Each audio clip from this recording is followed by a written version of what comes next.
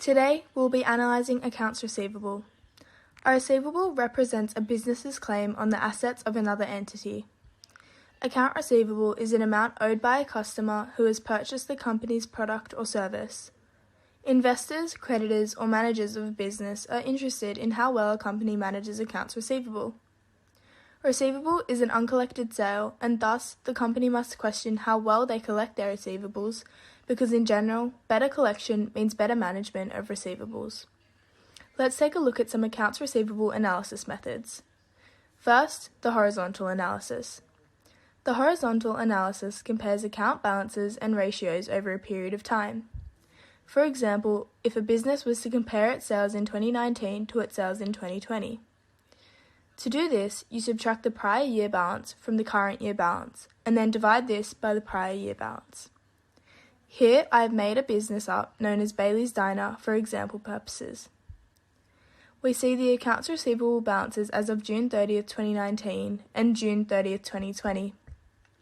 Substitute these amounts into the formula and you will see that it equals 7%.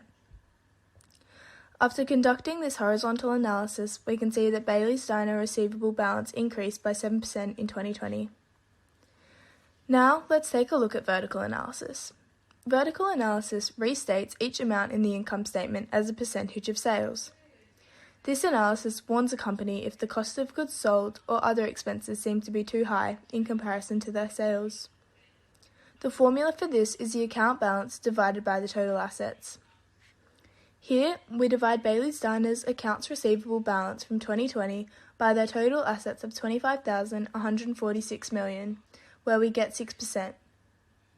Through conducting vertical analysis, we see that the accounts receivable balance only makes up 6% of the company's total assets. Next, let's take a look at the receivables turnover ratio.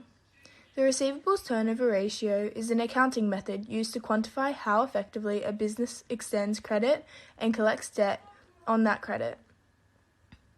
It compares a company's credit sales during a period to the company's average net receivables balance during the same period.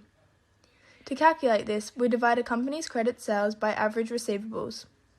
For example, for the year ending 2020, Bailey's Diner had the following figures on their financial statements. If we put these figures into our formula, we notice that the business turned over its receivables approximately 14 times each period.